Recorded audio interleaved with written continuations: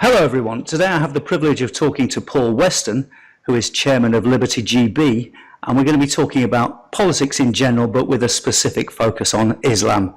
Hello Paul, it's a real pleasure to meet you face to face. Good morning, Simon. Thank you for having me on. I think you're an interesting case, Paul, because one of the reasons why I've been interested in talking to you is you're one of the people that's most demonized by the left and the media. And I come from the left until quite recently, and I must admit, even after I woke up to the dangers of Islam, I felt a little bit naughty watching your videos. And I suppose one of the reasons, yes, exactly. One of the reasons why I'm interested in doing this series of interviews is I'm interested in talking to the people that are quite demonized. So it's interesting to give a chance to people to humanize themselves, really. So to give my viewers some background, how did you get into politics? A little bit about your professional background, because you haven't been doing this all the time, have you? No, I haven't. How did I get into it? I was from a very peculiar background. I was not terribly interested in politics when I was younger, when I was at school. I wasn't very good at school. I was thrown out. I became a professional diver and worked around the world, worked in Saudi Arabia in the Persian Gulf for a while. I stopped doing that in my, can't quite remember now, mid to late 20s, went into property, went out to Prague in 91 at the end of communism, stayed out there for 9 years or so. And it was probably when I was out there that I started realizing what communism could do, how much damage it could do economically, socially, environmentally, and started becoming interested in politics in my sort of late 20s, early 30s. And then when you start looking for things and you can't find them in terms of reference, that then makes you start questioning the whole system and who is in charge of divulging information. I'll give you a classic example of this. I was thinking in my mid-30s, I suppose, of writing a book, and I was looking at England, at Britain, and I thought this is not going in the right direction when you start looking at what's going on in the schools.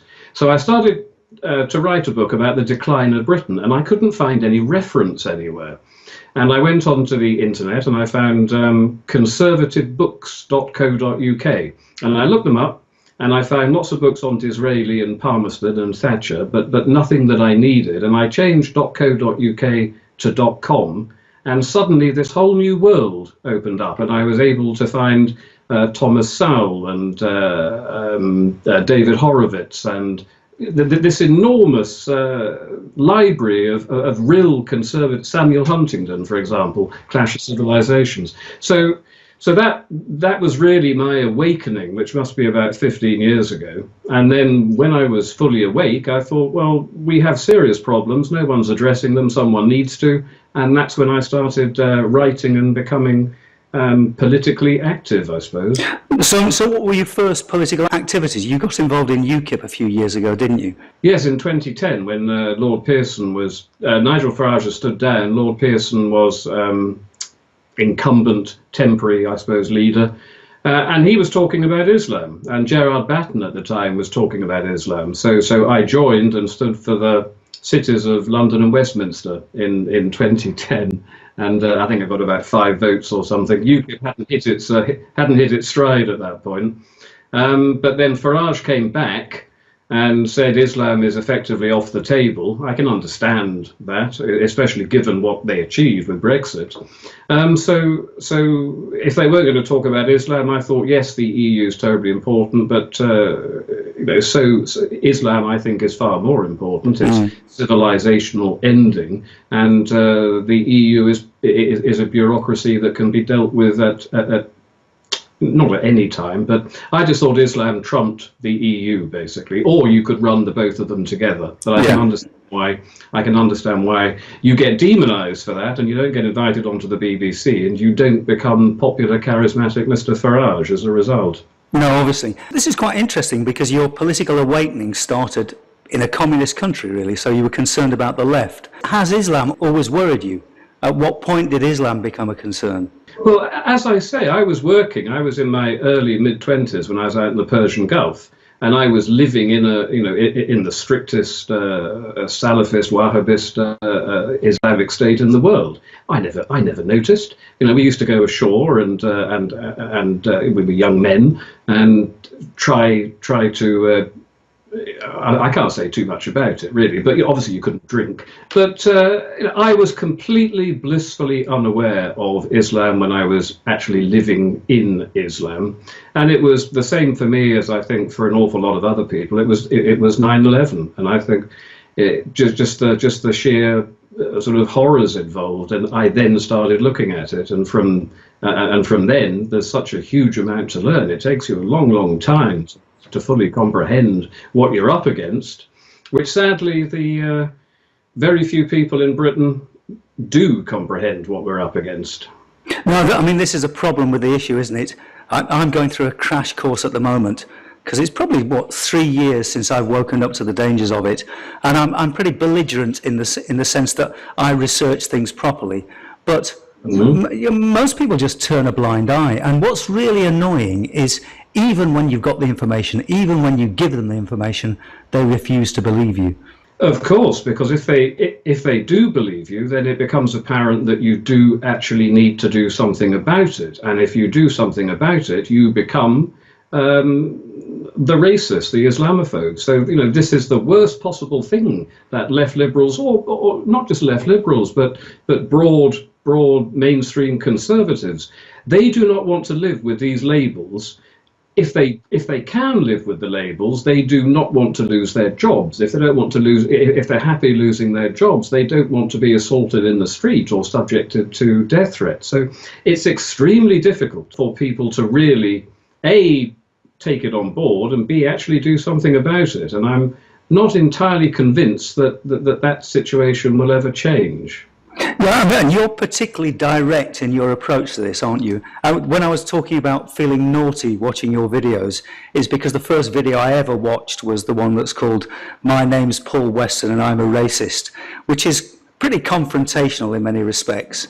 Just to give people more context about yourself, when you say this, what do you mean? What's the objective of a video like this? The objective was 100% to take away this major assault weapon from the left, because the left have demonized everybody as who they state as a racist, to be the most evil, wicked person in the world.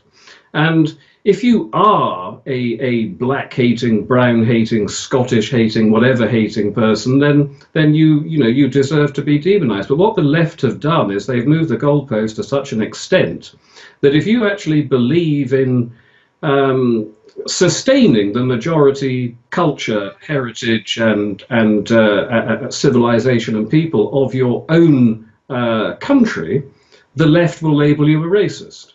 And I thought it's high time that this, and it's so dangerous, the way they get away with it, because you think for all those years that the schoolgirls, and this is just one example, were being abused and raped by Muslim rape gangs. The police, the social services, the media, the journalists, they all knew about it, but they were terrified of this one word and all the damage it can do. So I said, no, I'm not having that. Let's just let's put this word racist. Let's make sure it can only be used where it is actually literally applicable. And let's get rid of it for people who just speak out about protecting something which is what our immediate ancestors fought 2 world wars for and were awarded medals for doing it. And now suddenly protecting your identity and your culture and your heritage is being demonized. And we cannot let the left get away with that. So we have to take away their major assault weapon. It's difficult though, isn't it? Because it's taken me months or perhaps years actually to get used to being called racist, because I now get called the same things as you do. But it's a long process. Once you decide to speak out against things that seem to be obviously antithetical to my values at least, and then all of a sudden you get this barrage of insults, you can really understand why people aren't prepared to speak out. Absolutely, I can. And this is why I said earlier, I'm not convinced we will ever fully come to terms with A, the situation, and B, what can actually be done about it, because people by and large, it's 10% of people get it, 90% of people are the sheep, and the sheep at the moment are subdued and not terrorized, but made to feel aware that if they say the wrong thing, there will be consequences. And the 90% knuckle down to that, as they always have done in the past. This is why fanatical regimes can, the communists, the Nazis, Islam, it's how they can always control the sort of docile majority. And we're not in that extreme with our political situation now, but we do, it isn't acute fear of gulags, but it is fear of stigmatization, it is fear of losing your job, and most people don't want that. So we quietly are sort of being herded toward our final destination. Do you think the left is as big of a problem as Islam is? I mean, you're talking a lot about the left because they demonize us. Do you consider the left as big a problem as Islam? I think the left is a far bigger problem than Islam, in actual fact. I think Islam is an example of the sickness created by the left. The left have never forgiven the working class. They have never forgiven them for not helping them achieve their glorious revolution. So the left for the last 60 years have realized that the only way to achieve the power that they want to achieve, which is proper, genuine totalitarian power. I mean, for example, would you trust Corbyn with complete power? Does he want complete power? Of course he does. The problem is that the only way they can achieve power, this is the proper hard left, is to achieve total social breakdown, anarchy, economic fallout, and then only when they overturn all the old values can their longed-for revolution finally take place. Georgy Lukács and Gramsci and all these people, laid it all on the line, 40, 50, 60, 70 years ago. And the left exists today to subvert and destroy. I'm convinced of it. And they seek to divide. Wherever there is a situation in the world that can be divided, the left are there busy dividing it. They divide men and women. They divide families. They divide rich and poor. They divide brown and white. They divide Islam and Christianity. They divide everywhere, because only with division and social unrest and oppressor groups and non-oppressor groups can they finally do what they want to do. And even if you took Islam out of the equation, if the left was allowed to run its course, we would achieve a total meltdown of society and economic situation as well. But the trouble is that we also have Islam, and when they finally bring about what they want to bring about, they will find that Islam will deal with them, and Islam will then probably take over through sheer demographic numbers. And it's happened before. It happened in 1979 when the pro-Western Shah of Iran was deposed. And the people working to depose him were Iranian communists, and they got Khomeini in. The very first thing Khomeini did was kill all the communists. That's exactly what will happen if Islam comes to power. And the left is not going to come to power. The left will bring Islam to power. So to me, the left is the problem. Yeah, but it's interesting because actually the real radical left is actually a tiny minority. As I say before, I considered myself to be nominally left until 2 or 3 years ago. But it's when you wake up and look at what the left really means and how, to a certain extent, it's what you were talking about earlier, that the left feels that the working class has betrayed them.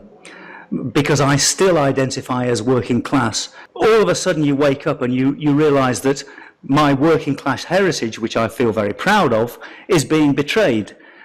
But the fact of the matter is most people don't realize what the implications of left-wing politics, what they really are. No, the whole thing is kept very quiet. I mean, for example, would there be so little interest in Angela Merkel if Angela Merkel was an ex-Nazi? As it happens, she's an ex-communist from one of the worst communist countries, East Germany.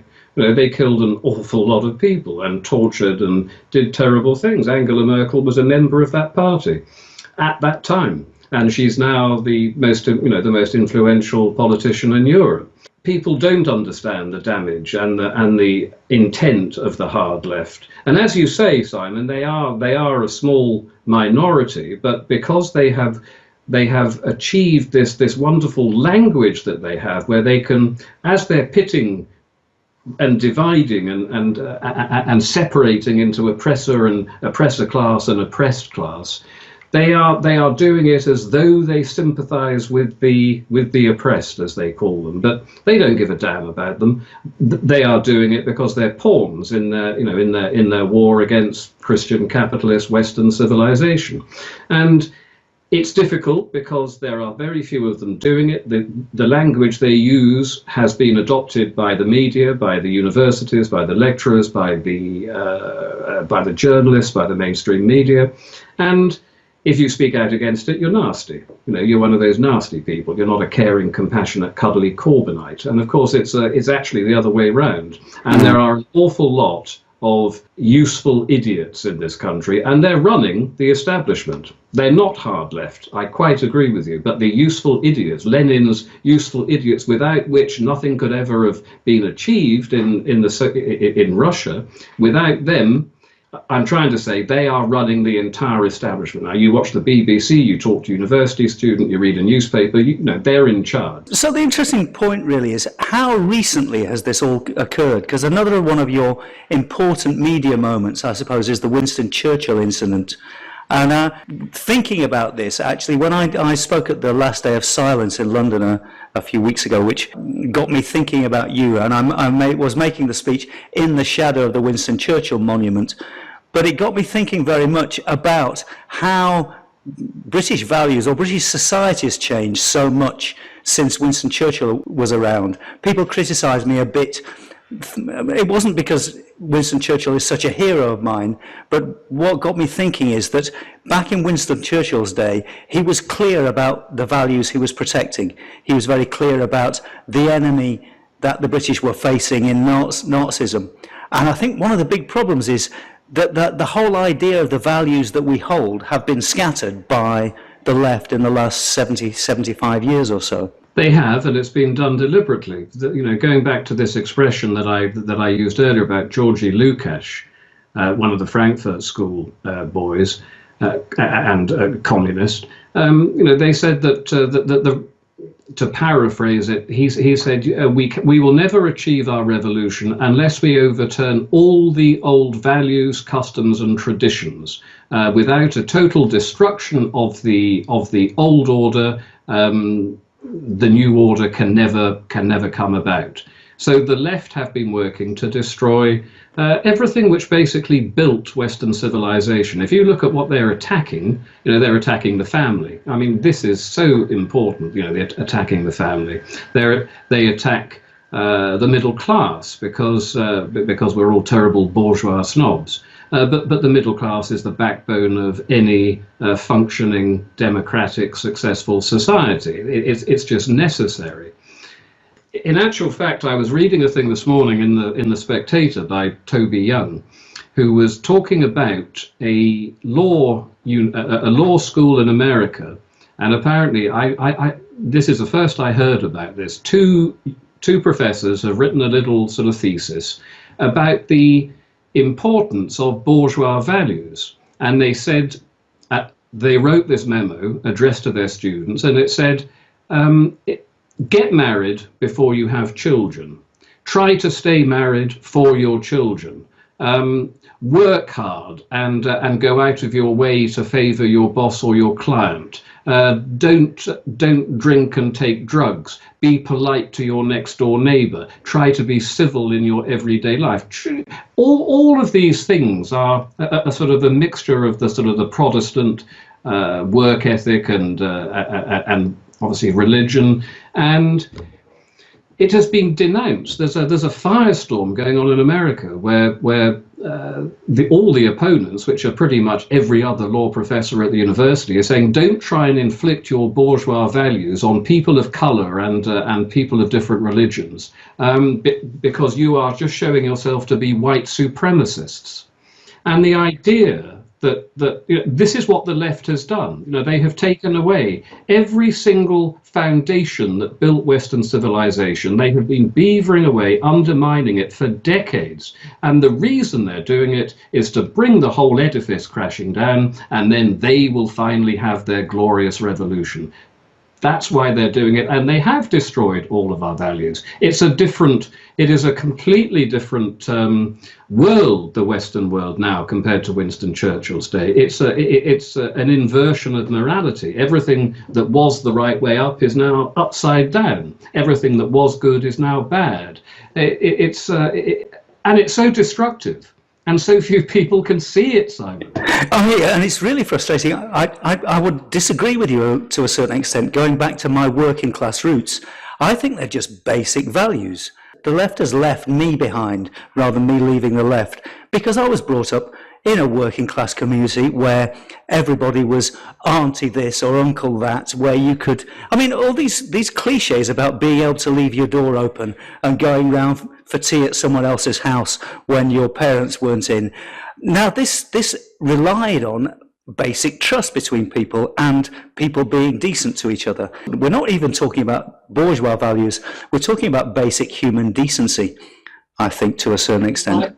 I absolutely agree, and my point is that taking these absolutely basic necessities of sort of civilization and labeling them bourgeois, is their way of attacking them, because they would never have the nerve to say we are going to attack working class values, which of course all those values are, because they still think there is a segment of the working class that has, will still support them. So I take your point entirely about the fact that these aren't necessarily bourgeois, Protestant, blah blah. Of course they are the values that pretty much every single family in this country 50, 60 years ago had been living with for centuries.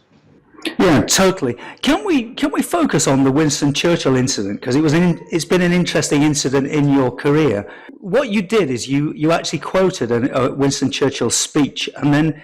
Where were you? Were you in Winchester, I think, weren't you? I was yes, it was during the EU elections, and Liberty GB was standing for the southwest area, which included Winchester. So I thought I will go and have a chat with people there, and to be honest, we knew that I was going to be arrested because you simply cannot say that sort of thing anymore. And don't ask me to say it again, because I actually learned it off by heart for the day. But it's the whole thing about the Islamic values are very dangerous, and if it was not for the bastion of Christianity, Europe would have succumbed to, which is all perfectly true. But he wrote it. It was from the River Wars when he was in Sudan in the very early 20th century, or possibly the late 19th century. We knew I would be arrested, and we thought this will make a very good political point, because it isn't just someone standing there saying something unpleasant about Islam. I was a democratically representative politician during an election on a hustings. And if you cannot say these things as that person, rather than just Joe Bloggs on a bus saying, aren't so-and-so horrible, that's very dangerous. And we wanted to make the point that when politicians are no longer able to say certain things during a political election, especially when the person that last said it was Winston Churchill, universally regarded as the greatest living Englishman, then things have got to a pretty poor state in England, which of course sadly they have. So did you actually get arrested? Did you get charged with any particular crime? Well, initially they said that if you continue standing here and talking through a megaphone, as is my perfectly legitimate right as a politician standing in an election, they said they would arrest me under Public Order Act. And when we got back to the police, which annoyed me hugely, because I wanted to be arrested for inciting religious racial harassment. And it was only when we got back to the police station that these young policemen that had arrested me told the desk sergeant, who then told someone else, and they said what you were saying was absolutely outrageous, and we're now charging you with religious and racial harassment. At which point I said yes, thank you very much, which confused them, and then the British media, even though it's about Churchill in England, about democracy, about an affront against democracy, the English media were very sort of lackadaisical about reporting it. Only Daniel Hannan said something in the Telegraph. I think something was online in the Mail, but it largely went unnoticed. They went berserk in America, where they do understand what really means by democracy and freedom. They went, completely doolally about it. But here, no. So what? Move on. It's tragic, really tragic. Yes, I mean, it's a real shame that we don't have a Second Amendment. Is it a second or first? Second Amendment, I think it is, the freedom of... Second Amendment is the gun law. First Amendment is freedom of speech. I mean, it's very unfortunate that we don't have this here in Europe. Well, do you know, in England, under the... I'm not a lawyer, but we are pretty much guaranteed it under section. Someone else who's watching this can perhaps leave a little link underneath. Section something of the something Act. But you read that, and it says that you can speak freely about all sorts of things, including religion. And then you come to the new laws that were passed in 2004, 2006, making any speech which anybody considers to be offensive to be a hate crime. So on the one hand, they're guaranteeing you free speech. On the other hand, they're saying that if you engage in free speech and someone doesn't like it, that then automatically becomes a crime. And I cannot work out why an important politician has not stood up and compared these two pieces of information and said, this is nonsensical. Do we have freedom of speech or don't we? I mean, we're in an extraordinary situation, aren't we? Because we're not only fighting against the left, but also fighting against the establishment. There's nobody in the establishment seems to stand up for the basic rights that, in many respects, define not only Britain, because I live here in Catalonia. I think a lot of the elements, one of the things that I find common about Catalonia and Britain is the values that we should be protecting are pretty much the same, and freedom of speech is the essential one.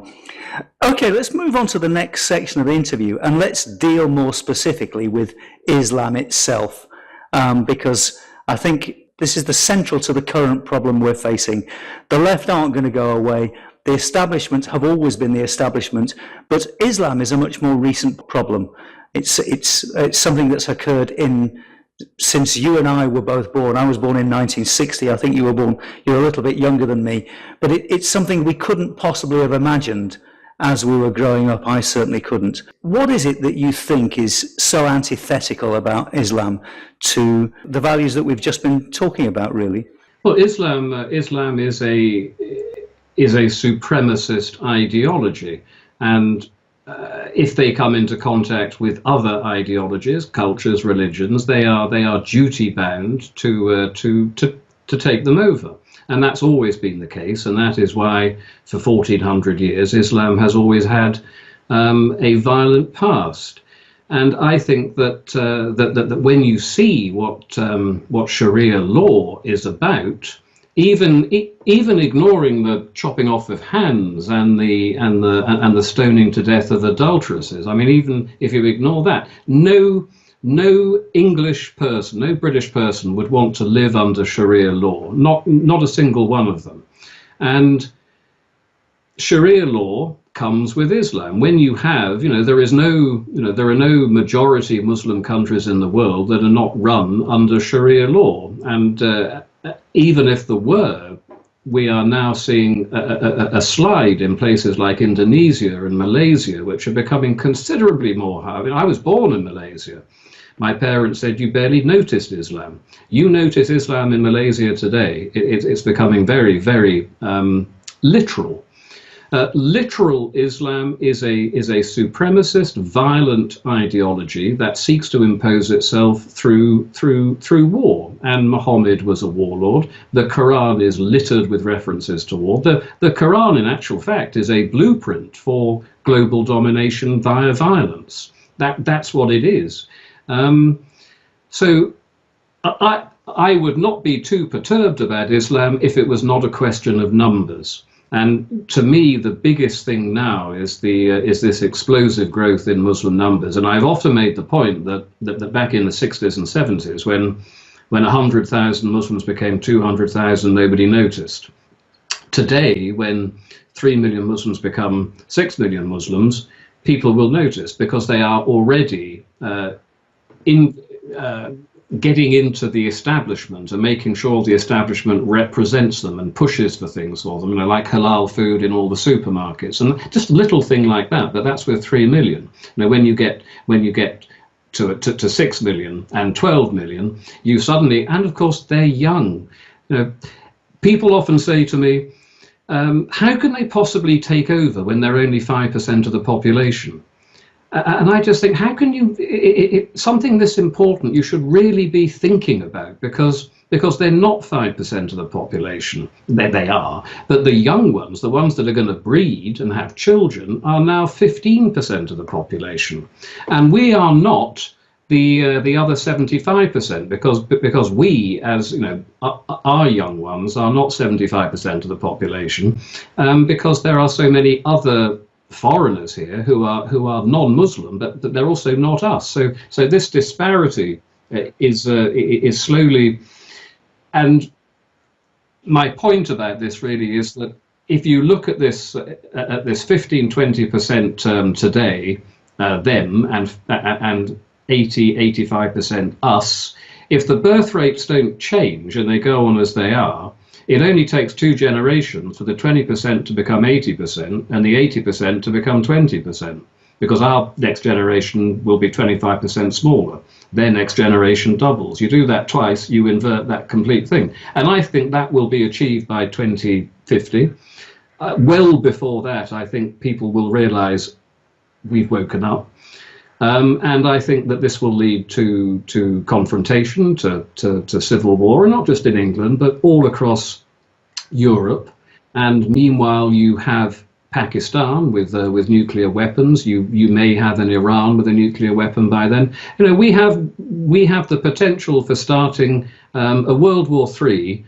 Based initially on a breakup of Yugoslavia civil war scenario that was just horrific, based on that scenario, but on a continental scale across continental Europe, that America cannot come in and drop a few bombs on Belgrade and shut Milosevic up. This is unstoppable once it starts, and this is my enormous fear that if you do not contain Islam today, Europe will become embroiled in this. It will lead to World War III, and this time we have Muslim countries with nuclear bombs. I mean, it's just unbelievable, the situation we're in, and you cannot explain this to any left liberal, because they just refuse to. Oh, you're nasty, you're racist, you're this. You're only saying it because you hate. You're only saying it because you want power. I mean, God almighty, can't they see how bad this is?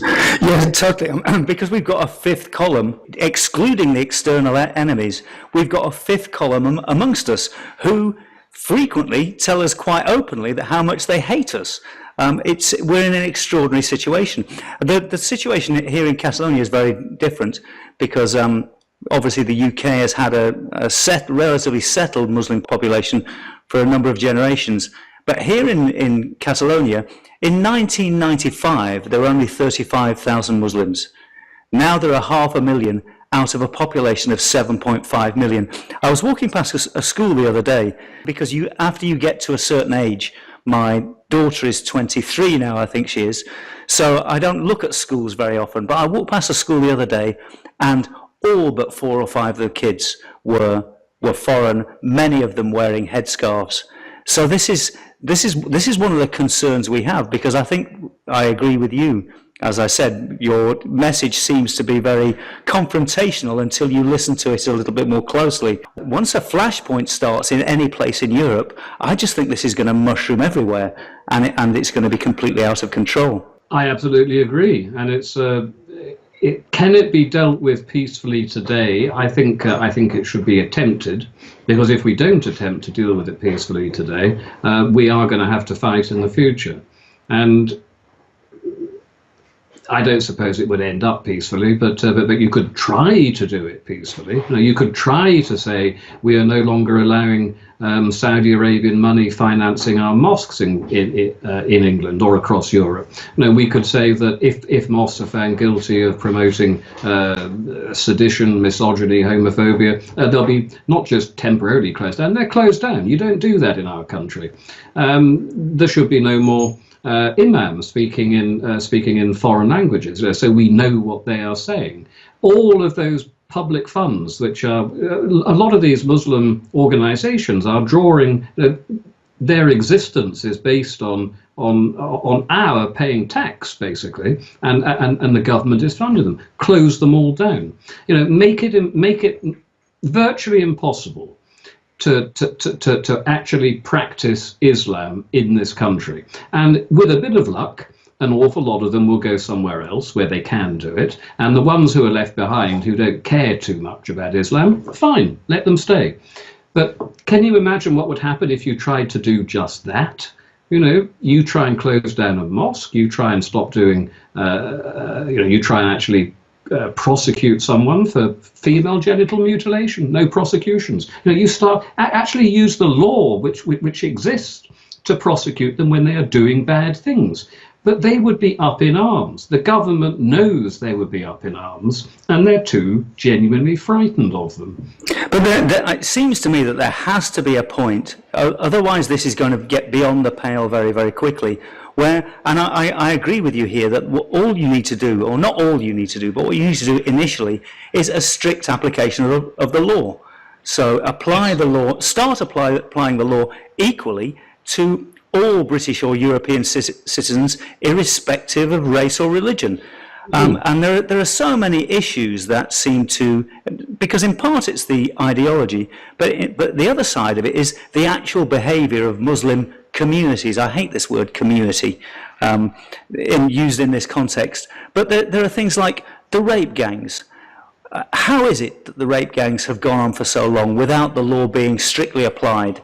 It seems to me to be we're in an absurd situation. Well, it's that was the main driver for making my thing about about racism. I am a racist. Live with it. Not a single senior policeman, wanted to jeopardise his career because he'd be called a racist. So the whole thing was hushed up. Let's go through a series of issues, because I made notes about this. But you have the rape gangs, as you mentioned earlier, female genital mutilation. Is there an issue that could be clearer? How can anybody on the left or in the establishment defend people who are genitally mutilating young girls and not prosecute them? I remain gobsmacked when I look what's happening, that 65,000 cases at least, I think, in the UK, and not a single prosecution. And this has been on the law books since the 1980s, I think, as far as I know. Oh yes, it is unbelievable. And there's another example is the suicide rate of what they term to be Asian women. No, they're not Asian women. They are Muslim women, and their suicide rate is 4 times higher than any other female demographic in this country. They're not killing themselves; they're being killed. In Turkey, you could honour kill your child up until 7-8 years ago, and get away with it pretty much scot-free. And the Turkish government brought in a new law making it now a criminal offence, and you will go to prison if you honour kill your daughter. And the suicide rate promptly went through the roof in Turkey. We're seeing that here in our country, because these Muslim girls are being killed by their fathers. The government knows it, the media knows it, the BBC knows it. No one will ever do anything about it because, again, they don't want to risk being seen going against someone other than horrible us, against their culture, and they're frightened. So yes, it is obscene. The law should be applied. Equality before the law. Isn't that what we have sacrificed so much for? And we no longer in this country have equality before the law. It is disgusting. I mean, and other issues, forced marriages. Again, the issue of polygamy. the fact that a single man can have 3 or 4 different wives and we all end up paying for them out of social security benefits, surely there's a system where some kind of control can be applied to people that have more than one wife. This is, once again, completely antithetical to our values. Well, and worse than that is the fact that they are then publicly funded. The government has said we will not pay welfare to second, third, fourth wives unless they were married in a Muslim country before they came to Britain. So, of course, they all get married in Pakistan and they have 4 wives, and then they bring them all over here and they have 4 children each, which we're all paying for. And the thing that really gets me about this is that the responsible, decent sort of middle class across the upper, lower, this, that, the other, forget that. Just the general sort of responsible class in this country of young people. Because of the massive stresses and strains on housing, because you invite 10 million people into your country over 10 years, you will find house prices go up. It's called supply and demand. Now, all of these responsible English, British young adults do not want to get married and have children until they can afford to actually house them. So they're not having any children because they can't afford a house. Oh, maybe we'll get one next year, and then suddenly they've hit 35, 40, and suddenly they're childless.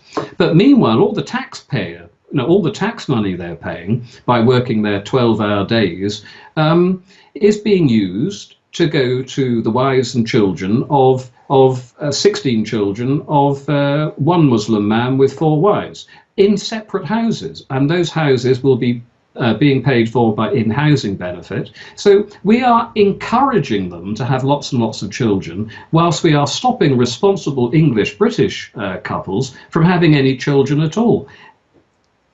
Everything is so utterly insane in this country these days. But I think it is in every country. We're paying for our own destruction, effectively. Another issue that's been getting on my nerves recently is the issue of halal. Very recently here in Catalonia, it was imposed on a school that all the food in the school would all of a sudden be halal, and the parents had to go on strike and remove their kids from the dinner rooms in order to stop this happening. It seems that we're having a whole set of values, a whole set of cultural values imposed on us without our permission. And once again, this only applies to 5% of the population. I really don't understand why it's happening. But yes, it's 5% of the population, but what a lot of people fail to take into account is the collective clout of the Organization of Islamic Cooperation and this other outfit called ISESCO.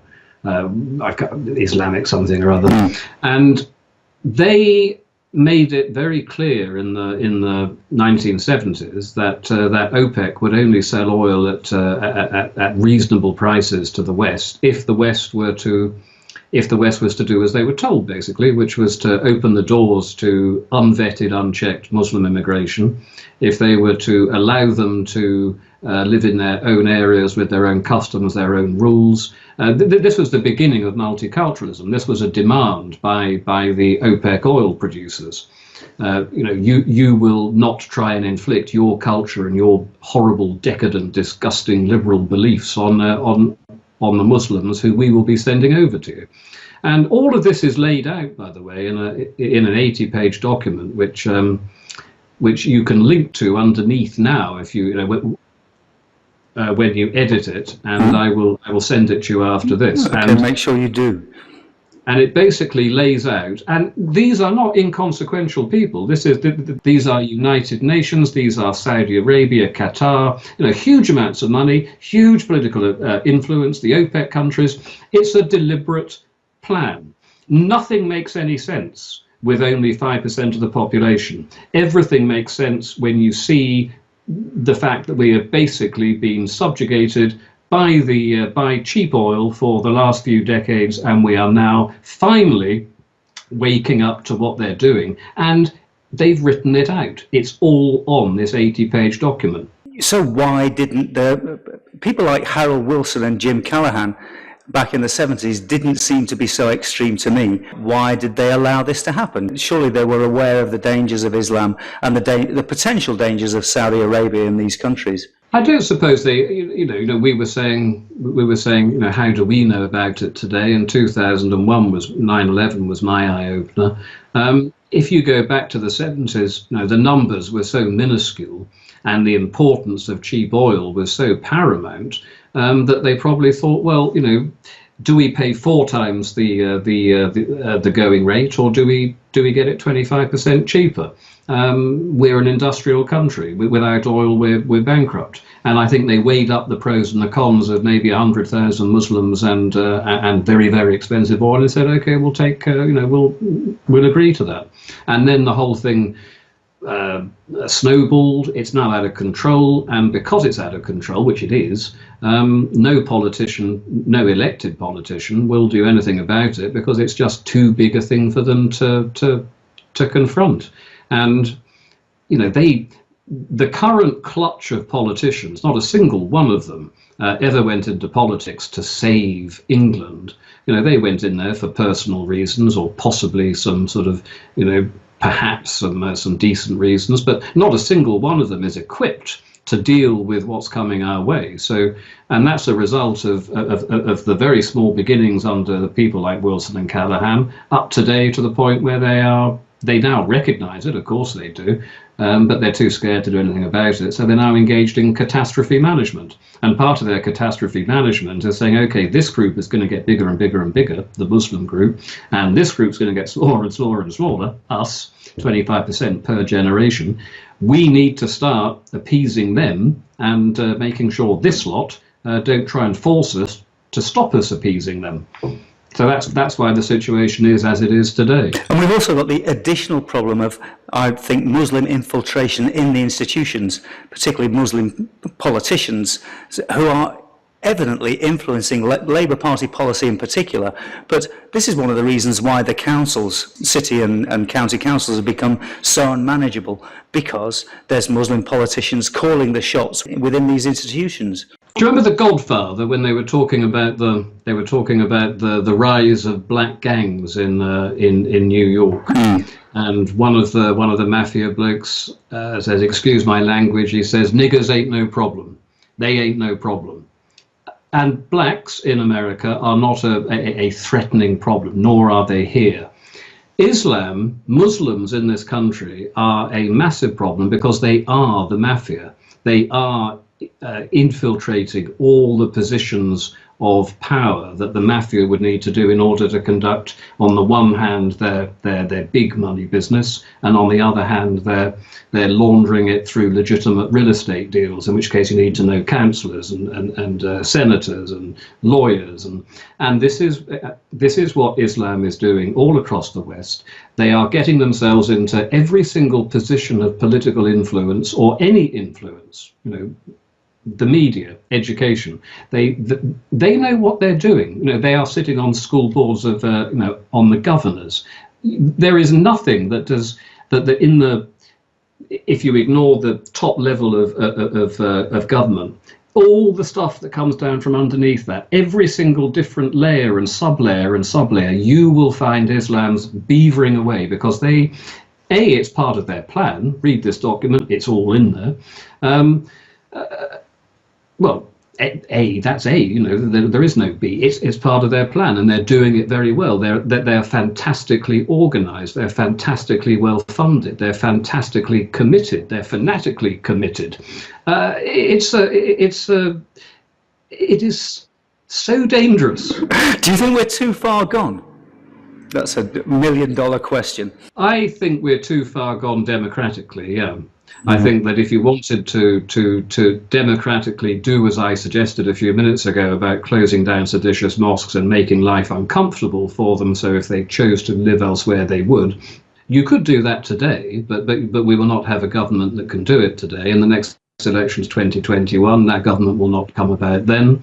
I doubt very much it will come about 5 years after that. So you're looking at 2030 before you could effectively have a democratically elected party such as mine that would try to do something about it. By 2030, is gone. You know, there are so many young Muslim males of fighting age in this country and all across Europe that it's gone. You know, that is when there will be civil war. So this kind of naturally brings us on to the Liberty GB project. What do you propose? I mean, do you think you as a political party can turn any of this around? I don't think that we are ever going to be elected.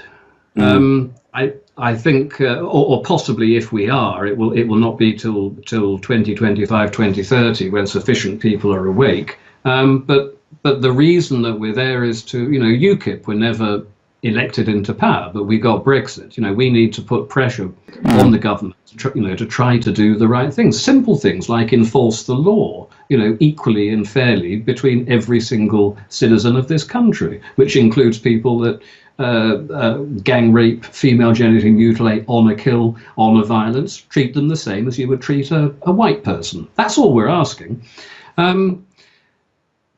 Try to put pressure on the government. Can we put pressure on the government? Probably not. You know, the whole thing in actual fact is probably doomed to failure. I think we will end up with nature's answer to this, which is when two competing viruses rub along long enough and create too much friction, they eventually, you know, try to destroy each other. And I think that's where we'll be in 2030. I think it's pretty much unstoppable. I think we'll win, by the way. I think we'll win. But I think that is what it's going to take. I think it's interesting because there's obviously a groundswell of support for anti-Islam policies. I'm not sure whether we ought to go there too deeply, but the amount of support that there was for Anne-Marie Waters in the UKIP election, and I think it's a massive shame that she didn't get the UKIP leadership, because that would have been a key position.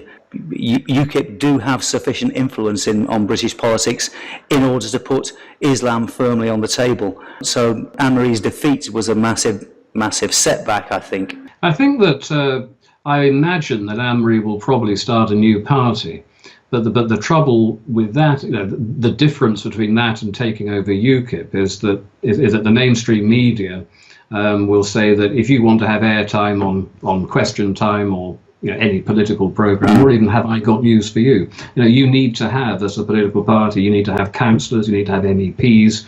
Preferably you need MPs, and the more of those you have, the more airtime you get. Now UKIP has councillors, UKIP has MEPs, so Anne-Marie would have taken her message onto the mainstream media. That has never been on the mainstream media before. It would have been huge, and it's a tragedy that she didn't get it.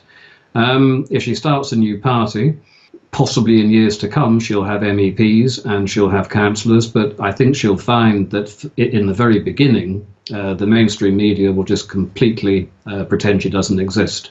And unfortunately, if the media pretends you don't exist in this country, you don't actually really exist. But, you know, despite the rise of social media, you don't. You know, you need to get the millions of BBC and ITV and Channel 4. Without them, you're a voice in the wilderness. Can you see any other politicians who would be prepared to take on an issue like Islam on within the mainstream politics? You mean serious elected politicians? Yes, ideally. Is there anybody? No. I mean, I would like to see Jacob Rees-Mogg leading the Conservative Party, but I don't think he's anywhere near talking about Islam. No, I can't see anybody. There are an awful lot of people who shouldn't be anywhere near power of any description, in some of the smaller parties. But in terms of, I'm not going to be in the foreseeable future. Anne-Marie is not going to be in the foreseeable future. No mainstream, even someone like Jacob Rees-Mogg wouldn't take it on. No, basically, Simon, we're screwed. Okay. But having said that, you've got to do something about it. You can't just say we're screwed, I'm going to go and hide under the duvet. You've got to try to do something about it, and we're going to try to tell people how bad it is. Try to point out to them and try to explain. Look, it is not racist. It is not Islamophobic to genuinely fear for your children and grandchildren's future. The legitimate reasons that can be all thoroughly backed up. That's our big fight. And even if we go down fighting, at least we were fighting. Yeah, I mean, this is my view. I wouldn't have got in the ring, and I think I'm mildly in the ring, not as a political activist, but because I'm speaking out on YouTube. The audience isn't massive, but people know what I stand for. I think I wouldn't get involved in the fight, in the argument, if I didn't think it was winnable. And I think we have to have a positive attitude. People have to wake up. My view is just getting the message out as much as possible. I don't see that we can do anything else. No, exactly. And this point about a mainstream politician, I mean, any mainstream politician talking about it's electoral death. The BBC would just have him out of his job within a week. But I don't think that many people realise quite. I mean, for example, you have Douglas Murray, who is possibly the best mainstream media commentator on Islam in this country. Would he go into politics?